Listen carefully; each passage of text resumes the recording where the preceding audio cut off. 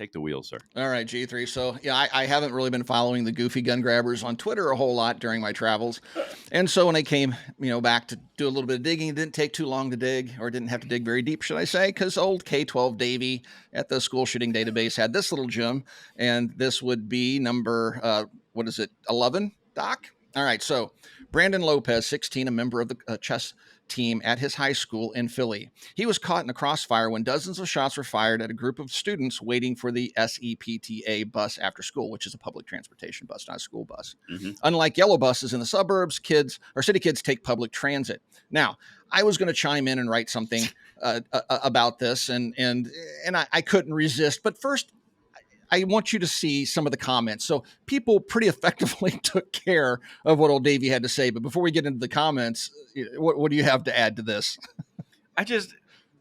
So this story, I haven't covered it on my channel, for a few reasons, but genuinely, for you guys at home who have not heard about this story, effectively, there were 4 days in a row, back to back to back to back, where there were shootings at actual school bus stops that were done in the same area of Philadelphia. So 4 days sequentially, right? And it was always multiple young scholars that got out of cars, popped off a lot of rounds, got back in. I mean, it screams gang initiation, screams it. Like, Yep. you cannot look at this and go, oh, it's not that. No, it's impossible, which is why you aren't seeing this covered, because it's funny. Shannon Watts actually put out some tweets. That's right, Shannon. I still see your tweets, even though you blocked me. She put out some tweets where she's like, how is this not national news? And then you look at all the details and you go, oh, that's why. Yeah. Because it's exactly that why obvious. It's not national news. Right. Because it doesn't fit their narrative. Exactly. It doesn't fit the narrative, and it would undermine gun control completely. But the other thing that really bothers me about this, and this goes to something that you just said in your last segment, unlike yellow buses in the suburbs, city kids take public transit. Okay, are you trying to make is that like those rich people in the suburbs, but us That's poor? exactly what that I'm is. like, are you trying to do division based off of economic disparities because of public transit? Well, I've got a little nougat for you. Yellow buses in the suburbs are also public transit. They're just dedicated only to children. They're still covered by the school. They're still paid by taxes. This is not the issue that they're trying to make is, those rich suburb kids. Yeah, it's definitely class warfare, which we were talking about. But could you imagine at 3:45 every day in downtown Chicago, thousands of school buses suddenly clog the streets that are already clogged from commuter traffic trying to get home? So it doesn't make sense in big cities. So him trying to play this class warfare, like these suburb children get treated much better by the government than these inner city children that are forced to take public transportation. As you noted, they're both public transportation. One's just dedicated to the school because they have to travel vast distances in areas that are wide open. Like where I live, I have a school bus drop my kids off because we're miles from the school. And this doesn't work in big metropolitan areas because if traffic jams are already bad, they would be even worse. The children would never get home on time. So anyway. Right. And it's just like, why would you? This is something that just boggles my mind, man. Like, and please let me know if I land this thought in a decently articulated way. The left, particularly when they're looking at dividing people into demographic buckets, like when they're trying to do class warfare, like this last little snippet, which was literally just a dig into the socioeconomic realm, they always try to do this angle of, well, there's something different. So obviously there's this negative outcome, and it's because XYZ, and it's clearly because they're in cities, and it's clearly because that's a disparity. And it's like, if you thought that out, to your point, why don't we have dedicated yellow school buses that would double the traffic on roads when you already have buses that are running from the exact same areas that are already part of the infrastructure in the city? It's that simple, but they have to make it about this. Ignore everything that makes sense and everything that's logistically common. We've got to talk about the disparity of outcomes. It's just, it's exhausting, dude. And back in 2019, this conversation made me Google something because I remembered it. Do you remember back in 2019 when Joe Biden said, poor kids are just as bright as white kids? Yeah. Yes, I do. And I try to block it out. This is when the racism of, Uncle Joe and the left in God. general kind of bubbles up when they don't intend it to. Those hot mic moments when they had that Freudian slip. Oh my God. And that's what Davey's playing here. And again, he It's doesn't just talk so about the stu- gang violence, which it clearly is. This didn't even occur on school property. Okay, every kid is a Right. student. If it would have happened in the front yards, Davey would want to put it into his little school shooting database, in which this will make its way in there. But this is where the statistics get skewed, folks. This was not a school event. This happened off campus. Look at the picture. Does that look like a school behind them? No, that looks like an auto parts store or something. Right. So It's just, yeah. it's manipulation. I think that's what we're both hitting on. We're both going from a different perspective, but it's all about manipulation.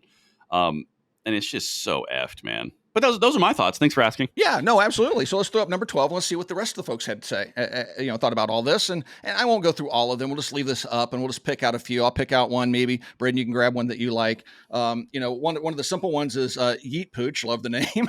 Democrat city problems, right? They're just so true. Right. This typically happens in leftist controlled cities because of all the problems we've already discussed. I'm not going to rehash in this video. Yeah. And it says, so was a crime committed? Answer, yes. Catch the criminal who did it, please. Again, they're calling out in the comments exactly what we've been saying all along. They never want to talk about the criminal. It's the inanimate object. So, yeah, there's so many good ones. Take your pick.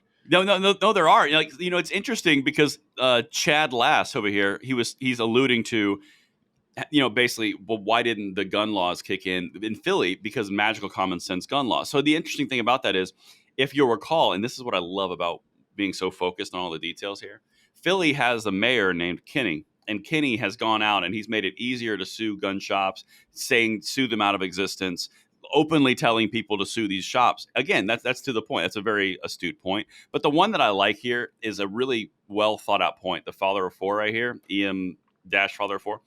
Maybe big cities run by Democrats should buy some yellow school buses so the inner city gangs that they're know not to shoot school kids.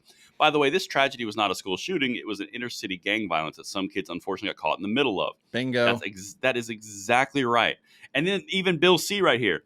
Shooters in the attack will have long criminal records. They'll have been arrested over and over again by police to simply be released on no cash bail by Democrat Party judges after Democrat Party prosecutors reduced their felony gun charges. And after it's exactly right. Yes. The audience knows, dude. Like everybody knows what's going on, and Twitter has been set out of the jail, and it's awesome. Yes, and yeah.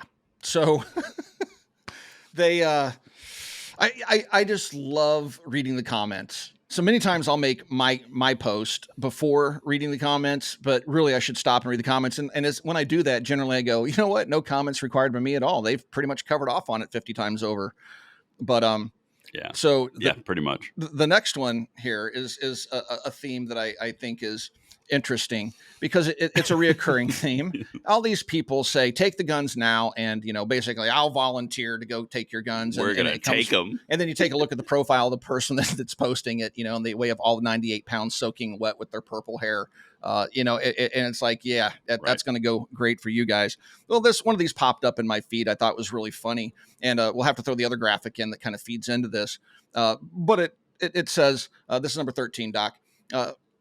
These women are holding up signs, give up your guns or we will take them. And what the implication there is they will take them. I guarantee you these nice ladies aren't going to stack up at anybody's front door. They're expecting somebody else to go do the dirty work and get their lives lost and their families devastated because of their political agenda. It's just so funny to see this. And of course, my comment is, really, sweeties, you wouldn't make it through the front door before it made you drop to the ground in tears by simply using the wrong pronouns. You're going to need those F-16s Biden was talking about, but their pilots generally side with us and freedom. Keep dreaming. And then what do I read in the news this morning? They have, and this is the image I want to stick in here. I read in the news after this, like this is the next morning, I read that they now have AI attack aircraft that the Air Force is looking at buying that literally the headline says cannot refuse orders. Well, Biden was onto something apparently. Oh man, we just didn't know at the time. I hate it. I hate it when he's so prescient because he's so on it. He's so youthful and full of vigor. The next thing you know, we're going to put AI in atomic weapons, and Stalwell would have been right. They won't be able to refuse orders either. So oh my God. Yeah. Not Fang Bang. Oh, the Fang Bang, AI Fang Bang, Big Bang. Yeah. Not Bang Fang Fang Fang. Oh my goodness gracious. You know what? You know what's so fascinating to me about this image that you just pulled up, and we can wrap this, and we can save the next one for another time because we're running along. Okay. But it's just, why are they wearing masks? It's 2024, And they're outside. and they're outside. Like, Yeah. like what are we doing? And Yeah. you know, it. Look, I just traveled. This is the thing. I just traveled halfway Sorry. around the world, and I can count on one hand how many times I saw somebody wearing a mask globally. And look at the and they've Americans. ruined that one. That one's never coming back. They're never getting that one again. Never, never, never. Like, no way. So abolish the 2A. Okay. Or give up your guns or we will take them. So this is like akin to Davy Hogg with his little like smug grimace thing that he does where he's like playing the broody teenager, but he's like 27. Yeah. He just, it's like, you gonna? Like, it's kind of like FPC. Stack up or F off. Yeah, right?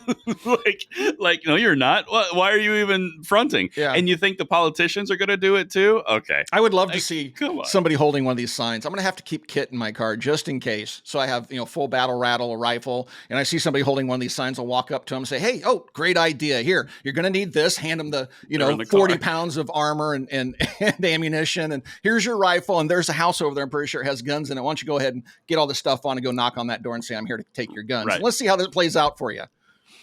Right. And the funniest part, sorry, I'm just connected thought. Sorry. This reminds me of stuff that we've seen a lot, Tim. You know how the left is always saying, take the guns, ban the guns. It's the effing guns. It's always the guns, right? And you ever notice that the people who are supporting it look like this, but whenever the gun controlling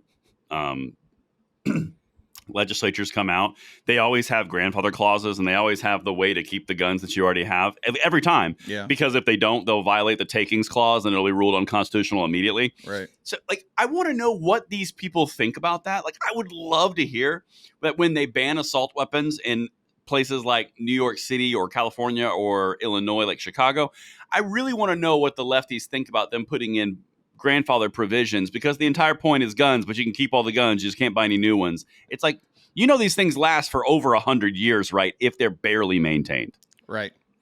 Yep. It's And it's you never mind-boggling. and you never hear them screaming, it's the knives. If you go back to the chart that we showed earlier talking about Holcomb, in 2024, 17 guns, 299 blades. But you never hear them say, it's the blades. It's not the 300 blades. It's the 17 guns. It's like they oh.